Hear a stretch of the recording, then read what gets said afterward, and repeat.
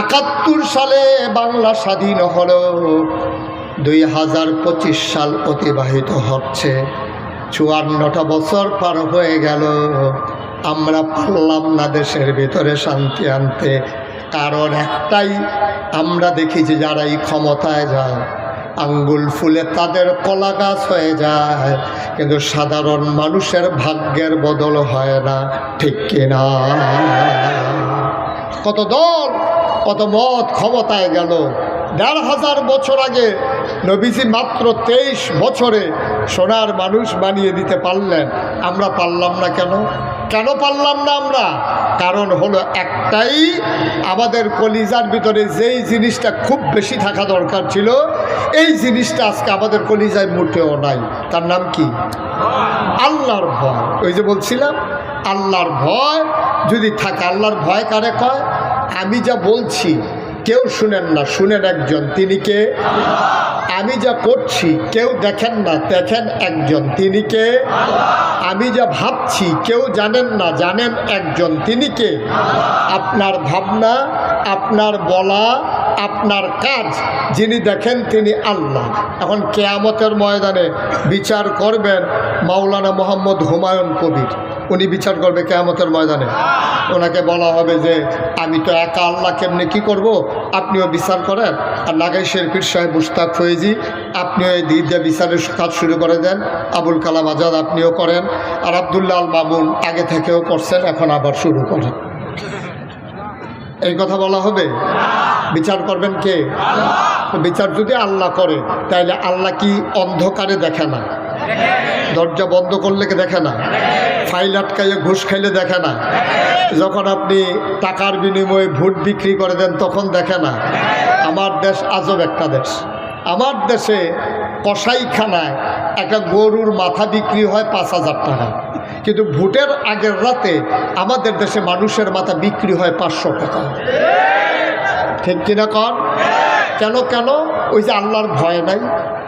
আল্লাহর ভয় যে নাই। আল্লাহর ভয় যদি না থাকে, খোদার কসম, আপনি জীবনে ওই পৃথিবীতে শান্তি আদায় করে নিতে পারবেন না। আপনি কখনোই এই পৃথিবীতে আনন্দের হিল্লুল অবগাহন করতে পারবেন না। আপনি যদি শান্তি পেতে চান, ব্যক্তি জীবন, পারিবারিক জীবন, সমাজ জীবন, রাজনৈতিক জীবন, অর্থনৈতিক জীবন, ইন্টারন্যাশনাল রিলেশন, সকল ক্ষেত্রে ভয় থাকবে শুধুমাত্র আমার আল্লাহর। ঠিক কিনা? আল্লাহর ভয় যার অন্তরে জায়গা হয়, তখন এই মানুষটার মৃত্যুকে ভয় পায় না, তখন কোনো শাসন ক্ষমতাকে সে ভয় পায় না, কাউকে সে আর পরোয়া করে না।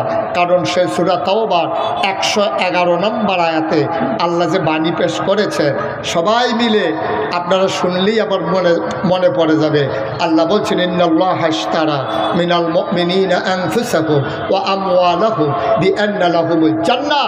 ও ভুইয়াপুরের মানুষ, তোমাদের জান, তোমাদের মাল কিনে নিয়েছেন আল্লাহ, বিনিময়ে দিয়েছেন জান্নাত। সুবহানাল্লাহ বলবেন না? কে কিনছে?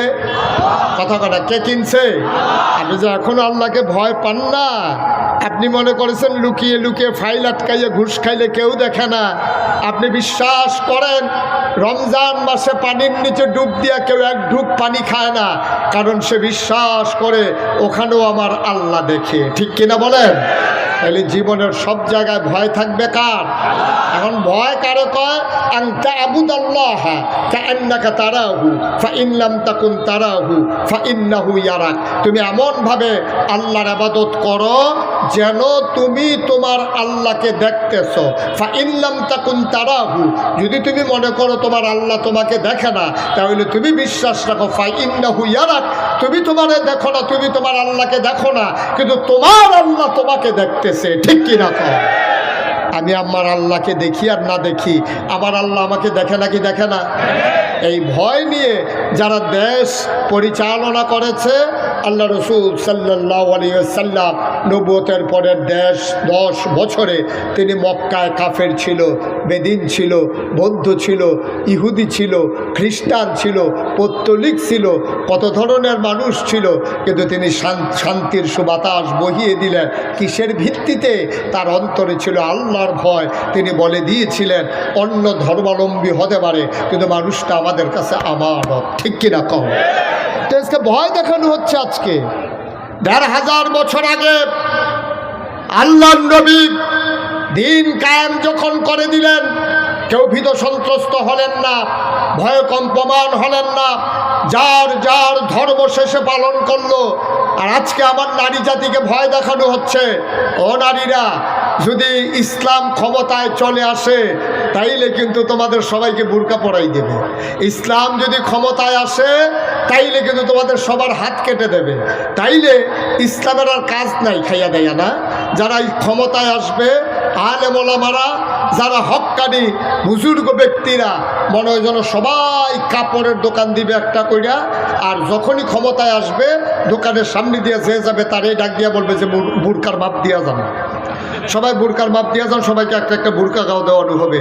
না, বিষয়টা এমন না। ইসলাম যখন হবে, আপনি ইসলাম যখন মানবেন, আপনার মনের ভিতরে চেতনা জাগবে আপনার পর্দা করা দরকার। মুসলমানরা কাউকে কোনোদিন জোর করে ইসলামী চেতনায় উদ্বুদ্ধ করতে চায় না। ইসলাম এসেছে আদর্শ দিয়া। আবার যদি বাংলাদেশে এই 2025-26 সালে নতুন করে যদি আবার ইসলামকে বাস্তব রূপ আমরা দিতে পারি, জোর করে কাউকে বুরকা পরানো হবে না। এই যে গরু, ছাগল, কুকুর, বিড়ালগুলা একটাও যে কাপড় পয়রা না পয়রা যে হাঁটতে আছে, কই কেউ তো ধৈর্য, কেউ হাফ প্যান্ট পরায় নাই, কেউ পরাইছে হাফ প্যান্ট, কেউ তো পরায় নাই। তো সুতরাং আপনার চিন্তার দরকারটা কি? কেউ কাউকে জোর করে বুরকা পরানোর দরকার নাই। এমনি এমনি দেখবেন অটোমেটিক পরিবর্তন হয়ে যাবে। ঠিক কিনা কম? ১৫০০ বছর আগে আল্লাহর নবীর ইন্তেকাল হয়ে গেল। ক্ষমতার মসনদে আরোহণ করলেন হযরত আবু বকর সিদ্দিক। ইন্তেকাল হয়ে গেল আবু বকর সিদ্দিকের। ক্ষমতায় আসলেন ওমর।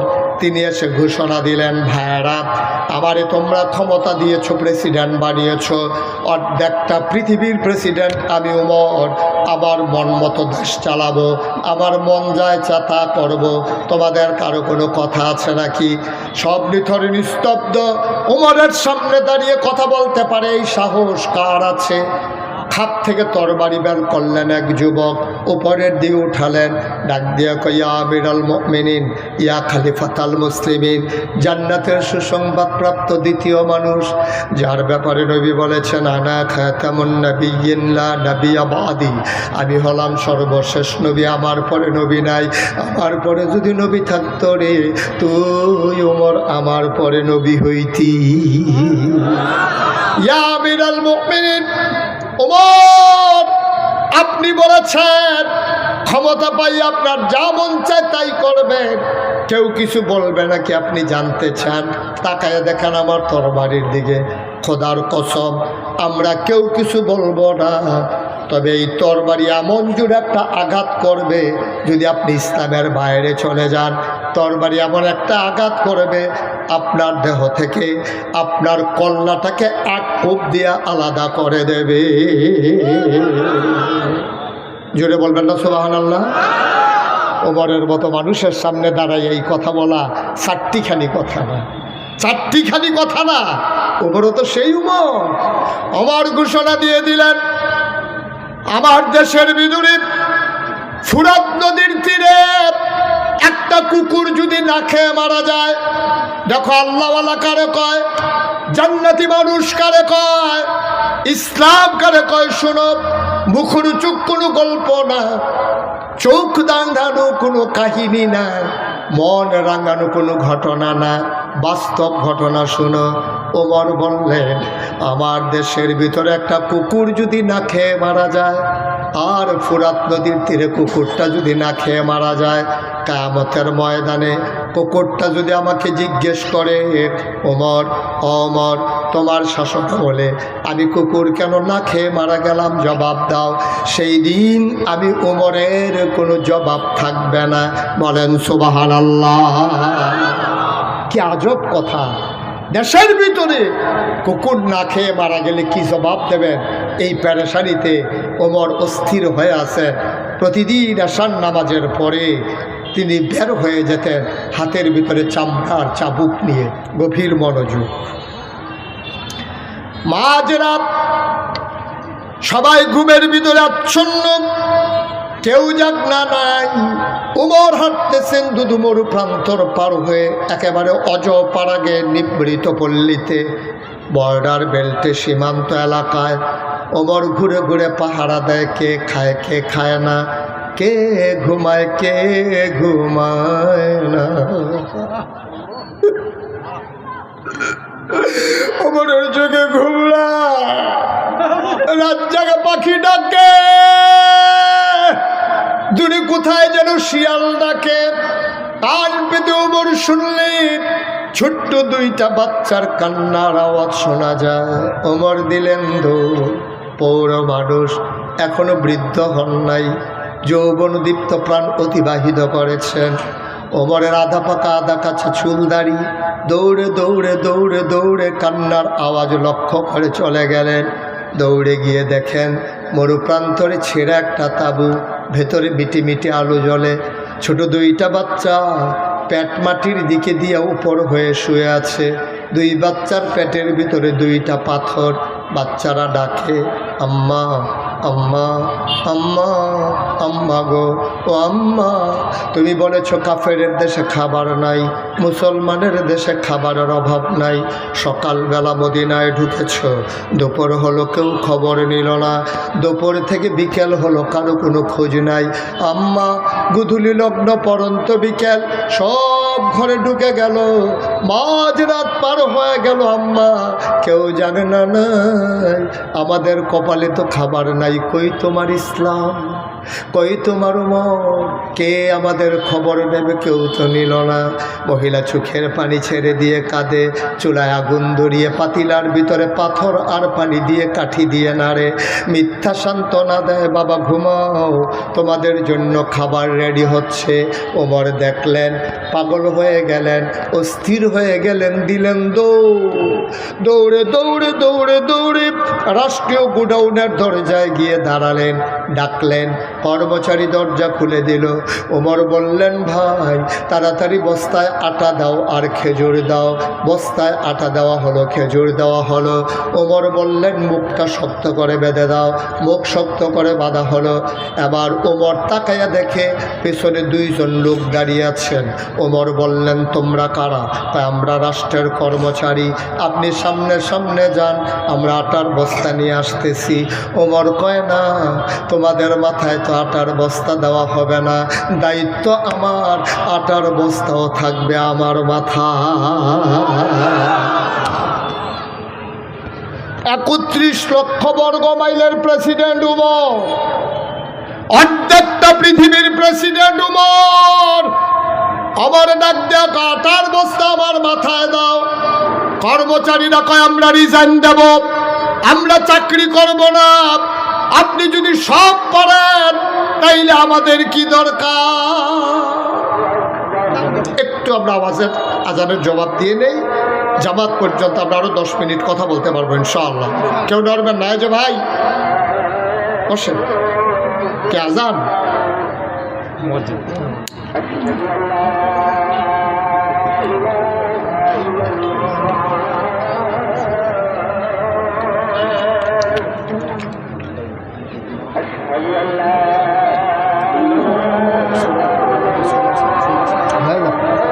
আজান হয়ে গেলে জামাত হতে একটু 15 মিনিট আছে না, 10 মিনিটের কথা শেষ করে দেয়, কিন্তু লাভ হবে না, আজান তো দিয়ে দেয়। এক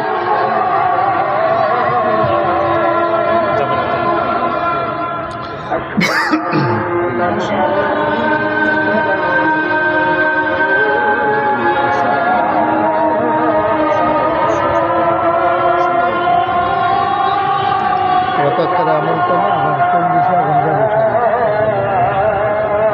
রাত করতে না পারে।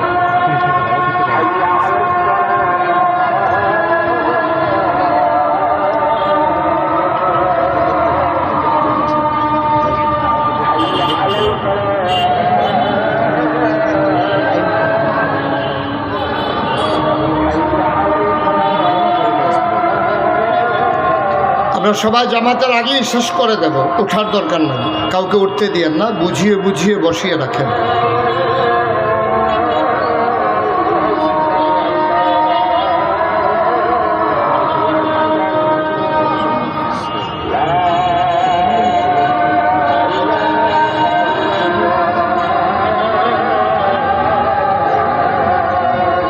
اللهم صل على سيدنا محمد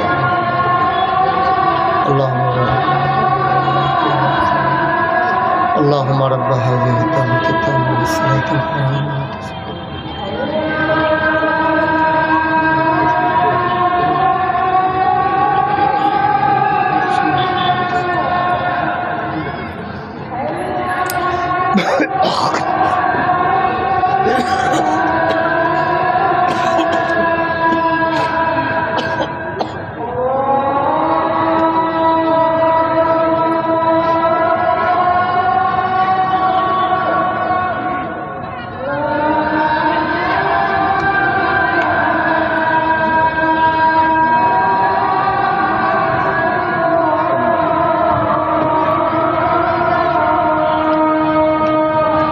সবাই পড়েন আলহামদুলিল্লাহ। সবাই পড়ছেন? আওয়াজ কি এমন হয়? সবাই পড়েন আলহামদুলিল্লাহ জোরে। আর জোর নাই? জোরে পড়েন আলহামদুলিল্লাহ। বলেন আল্লাহু আকবার। যেই কথাটা বলছিলাম, কথা মনে আছে না? হযরত ওমর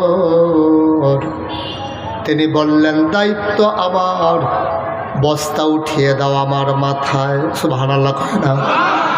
অর্ধ পৃথিবীর প্রেসিডেন্ট, আমিরুল মুমিনিন, খলিফাতুল মুসলিমিন, জান্নাতের সুসংবাদপ্রাপ্ত মানুষ, উনি আটার বস্তা মাথায় নিতে চায়। কর্মচারীরা বলে, আমরা চাকরি ছেড়ে দেব, আমরা আর চাকরি করব না, সব যদি আপনি পারেন তাইলে আমাদেরকে কেন রাখছেন কর্মচারী হিসাবে? দরকার নাই, আমাদেরকে বিদায় করে দেন। ওমর ডাক দেয়া কয়, বস্তা নেওয়ার বুঝি খুব শখ? কয়, শখ না, এটা আমাদের দায়িত্ব। ওমর এবার মুচকি হাসলেন, দেখে বললেন, কে বস্তা নিতে চাও? দুইজন হাত উঠালেন। ওমর বললেন, আমি তো তার মাথায় বস্তা দেব, কিয়ামতের ময়দানে আমার যখন গোনার একটা বস্তা হবে। কিয়ামতের ময়দানে আমি উমরের একটা গুনার বস্তা হবে। ওই গুনার বস্তাটা তোমাদের ভিতরে আমি উমরের মাথা থেকে যে নিতে রাজি হবা, সেই দিন যার যার গুনার বোঝা তার মাথায় থাকবে। তোমাদের ভিতরে কে রাজি আছো কিয়ামতের ময়দানে আমার গুনার বস্তাটা নেবা? এখন কেউ আর আগায় না। উমর বললেন, জানতাম তোমরা কেউ আমার গোনার ভাগ নেবা না। গোনার ভাগ যেহেতু নিতে চাও না, আটার বস্তাও নেওয়ার কোনো দরকার না। দুইজন ধরে ধরে উমরের মাথায় বস্তা উঠিয়ে দিলেন। ফেরেশতারা চিৎকার শুরু করে দিল, এটা তুমি কেমন মানুষ বানিয়েছো আল্লাহ? অর্ধ পৃথিবীর প্রেসিডেন্ট, এই বুড়া মানুষটা আটার বস্তা নিয়ে দৌড়ায়। চতুর্দশী পূর্ণিমার চাঁদ, আকাশে হাসে ফকফকা জ্যোৎস্না। লজ্জা পেয়ে চারটা ব্যাগের আড়ালে লুকিয়ে গেল। ওমর দৌড়ায় দৌড়ায় দৌড়ে দৌড়ে দৌড়ে দৌড়ে ওই মরুপ্রান্তরে বর্ডার বেল্টে সীমান্ত এলাকায় চলে গেলেন। তাঁবুর দরজায় গিয়ে দাঁড়ালেন, ডাক দিলেন, আসসালামু আলাইকুম ওয়া রাহমাতুল্লাহ। মহিলা ভেতর থেকে কয়, ওয়ালাইকুম আসসালাম ওয়া রাহমাতুল্লাহ। কয়, কে দরজায় দাঁড়িয়ে সালাম দেয়? ওমর কয়, আম্মা। ও আম্মা, দরজা খুলে দেখো কে আমি দাঁড়িয়ে আছি। মহিলা ভেতর থেকে কয়, কেউ আমারে আম্মা ডাইকো না, আমি আম্মা হওয়ার উপযুক্ত না। জন্ম দেওয়া দুইজন সন্তান, আজকে 3 দিন হয় খাবার দিতে পারি না, আমারে আম্মা ডাইকো না।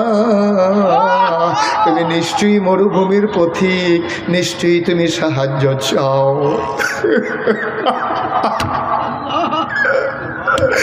নিশ্চয়ই তুমি সাহায্য চাও। জন্ম দেওয়া 2 বাচ্চারা খাবার দিতে পারি না, 3 দিন হয়। আমি রাস্তার পথিককে কেমন করে খাবার দেব? তুমি এখন অন্য দরজায় যাও, কোন এক সময় আমার দরজায় আইসো, আমি ফেরত দেব না। ওমর ডাক দেয়া কয়, আম্মা আমি সাহায্যের জন্য আসি নাই, দরজা খুলে দাও। তাকায়া দেখো কে দাঁড়িয়ে আছে। মহিলা দরজা খুলে দিলেন। তাকায়া দেখে আধা কাঁচা আধা পাকা দাঁড়িয়ে আর চুল নিয়ে একটা মানুষ মাথায় বস্তা নিয়ে দাঁড়িয়ে আছে। ওমর রাদিয়াল্লাহু তাআলা আনহু কয়, আম্মা ও আম্মা, আমার পাশেই বাড়ি, আমি শুনলাম তোমার ছেলেরা খায় নাই, ঘরে যা কিছু খাবার ছিল নিয়ে এসেছি, অনুমতি দাও ভেতরে ঢুকে যাই। মহিলা বললেন, আসো ভেতরে আসো। ওমর ডাক দেয়া কয়, মা একটু ধরে দাও, বস্তাটা নামাও দেখি। বস্তাটা নামানো হলো। ওমর ডাক দেয়া কয়, আম্মা তাড়াতাড়ি একটু আটা গুলে নাও, তাড়াতাড়ি 2টা রুটি বানাও। ওমা চুলার আগুনটা দেখি নিভে গেছে, তুমি তাড়াতাড়ি রুটি বানাও, এই ফাঁকে আমি ফু দিয়া আগুনটা ধরাই দে। ইসলাম ইসলাম। তুমি রুটি বানাও, আমি আগুন ধরাই। আদ্য পৃথিবীর প্রেসিডেন্ট ওমর ফু দিয়ে আগুন ধরায় দুঃখিনী মায়ের ঘরে। মহিলা রুটি বানাইয়া ওমরের হাতে দেয়। ওমর রুটিগুলো সেঁকতেছে, 2টা রুটি বানানো হয়ে গেল। ওমর ডাক দেয়া কয়, মা ভাইদেরকে ডাকবো নাকি? তা আমার বাবারা 3 দিন ধরে খায় না, একটু ডাকো দেখি। বাচ্চারা উঠলেন। ওমর খেজুরের বিচি ফেলে রুটি টুকরা টুকরা করে, রুটির ভিতরে খেজুর দিয়া বাচ্চার মুখে দেয়। ওমর কয়, আমি লোকমা নেই একটা, মুখ চলে আসে 2টা, একটাকে ধাক্কা দিয়ে আরেকটারে লোকমা দেই। ওমর কাঁদতেছেন, মহিলা রুটি সেঁকতেছে আর তাকায়া দেখে বুড়া মানুষটা কান্দে, দাঁড়িয়ে বেবে টপ টপ করে পানি পড়ে। মহিলা কান্দে আর কয়, বাবা আমি জানি না তুমি কে, আমি তোমার পরিচয় জানি না, তবে এতটুকুন বুঝেছি তোমার মনে বড় মায়া।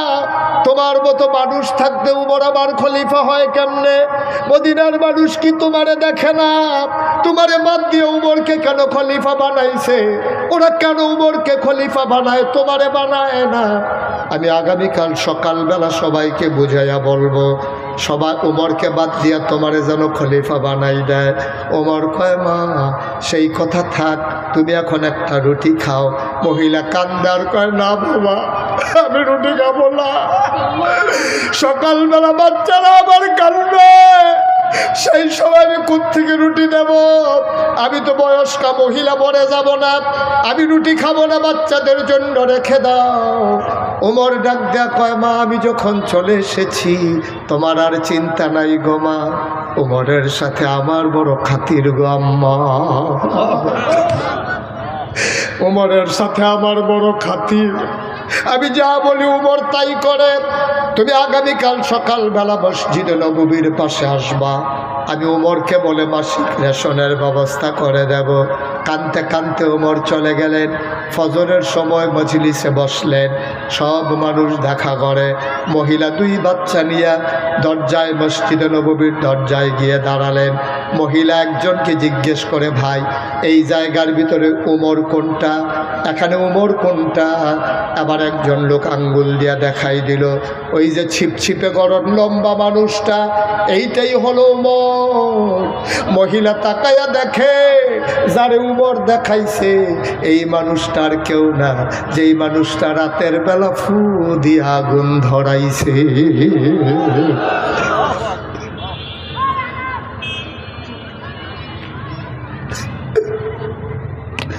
মহিলা ভয় পেয়ে গেলেন, মহিলা দিলেন না।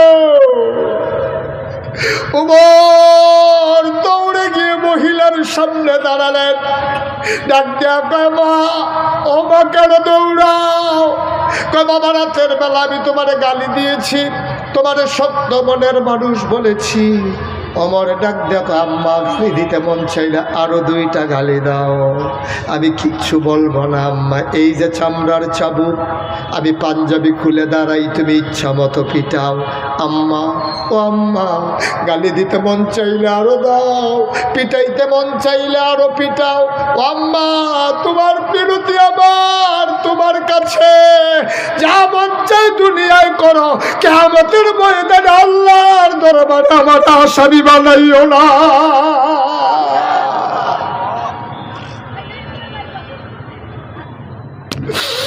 সেই সৎলোকের মানুষের শাসন আজকে বাংলা চায়। ইয়া আইয়ুহান নবী ইত্তাকিল্লাহ, ভয় থাকবে অন্তরে আল্লাহর।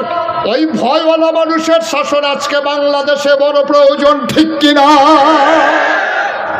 আবার যদি সেই ভয়ওয়ালা মানুষ আমরা দাঁড় করিয়ে দিতে পারি, কোরআনের বিধান যদি সমাজে কায়েম করে দিতে পারি, ওয়ালা তুতিল কাফিরিন ওয়াল মুনাফিকিন, কাফের মুনাফিকদের যদি অনুকরণ আর বন্ধু বানাই নিতে না পারি, আমরা যদি নিজের পায়ে দাঁড়াইতে পারি, আল্লাহর ভয় অন্তরে নিয়ে আমার পরিবার, আমার সমাজ, আমার রাষ্ট্র, আমার দেশ, সব জায়গায় যদি আল্লাহর বিধান কায়েম করতে পারি, তাইলে আমাদের দেশ কাগজে পত্রে নয়, প্রকৃত হতে হবে সোনার বাংলা, ঠিক কিনা? আফসোস জাতির জন্য, জাতির দুষ্ট সূর্য সন্তান যারা সমাজ থেকে অনাচার দূর করতে চেয়েছিল, কোরআনের আলোকে সমাজ গঠনের লক্ষ্যে কোরআনের পাখি আল্লামা সাঈদী সারাটা জীবনভর যখন দ্বীনের কথাগুলো ছড়িয়ে দিল, জুডিশিয়াল কিলিং এর মাধ্যমে আজকে আমার সাঈদীকে জেল প্রকোষ্ঠে পরিকল্পিতভাবে হত্যা করা হয়েছে। আমরা বলে দিয়েছি এই পথে আমরা যখন নেমেছি, আমরা নামার আগেই সিদ্ধান্ত নিয়েছি, আমরা যারা আল্লাহর জমিনে আল্লাহর দ্বীন কায়েম করতে চাই, আমরা বিশ্বাস করি দ্বীনের পথে চলতে গেলে মামলা হবে, হামলা হবে, জেল জুলুম নির্যাতন হবে, প্রয়োজনে জীবন দেওয়া যাবে, ঈমান দেওয়া যাবে না। রাজি আছো কিনা? হাত তুলে দেখা।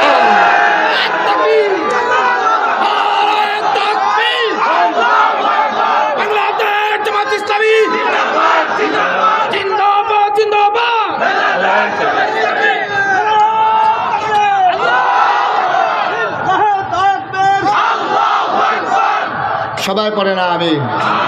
জোরে পড়ে না আমিন? বানানো গল্প নয়, মুখরোচক কোনো ইতিহাস নয়। যার কলিজায় আল্লাহর ভয় অন্তরে জায়গা হয়, সেই মানুষ কখনো গম চুরি করতে পারে না, রাস্তার পিচ চুরি করে খেতে পারে না, সে কখনো ভিক্ষা করা মহিলার জন্য বিস্কিট এসেছে বিদেশ থেকে, সেই বিস্কিট তারা খেতে পারে না, ঠিক কিনা বলো? দুম্বার গুস্ত আসে এতিমের জন্য, সেই দুম্বার গুস্তগুলো ভাগ হয়ে যায় না তার বাসায় বাসায়, ঠিক কিনা বলো? যেই দেশের রাজধানী রাজনীতি করে, মানুষের মাথা বিক্রি করে, মানুষের ভোট নিয়ে এই দেশে রাজনীতি করতে চায়, অথচ কুলি ফালায় অন্য দেশে, সেকেন্ড হোম করে কানাডায়, মালয়েশিয়ায়, এই মানুষগুলোর বাংলাদেশে রাজনীতি করার কোনো অধিকার নাই, ঠিক কিনা বলো? রাজনীতি তারাই করবে যারা দেশের ভিতরে তাদের সেকেন্ড হোম, থার্ড হোম বলতে কোনো জিনিস থাকবে না। বাংলাদেশেই জন্ম, বাংলাদেশেই জীবন, বাংলাদেশেই তাদের মরণ, ঠিক কিনা বলো? যেদিন এমন করে দীপ্ত শপথ নেওয়া যাবে, সেদিনে আমার বাংলা প্রকৃত অর্থে সোনার বাংলা হবে। আসুন সবাই মিলে অন্তরে ভয় পয়দা করে নেই কার? কথা কয় না কার? আল্লাহর ভয় যার কলিজার ভিতরে আছে, কোনো ভয় তাকে আর পরাজিত করতে পারে না। আসুন সবাই মিলে আমরা জয়ী হয়ে যাই, মাথা উঁচু করে দাঁড়াই, চিৎকার করে গোটা পৃথিবীর মানুষকে নতুন করে জানিয়ে দিতে চাই যে কোনো ক্রাইসিস পিরিয়ড ওভারকাম করার জন্যে যেমন করে অতীতে আমরা ছিলাম, বর্তমানে আছি, ভবিষ্যতেও আমরাই থাকবো ইনশাআল্লাহ, ঠিক কিনা বলেন?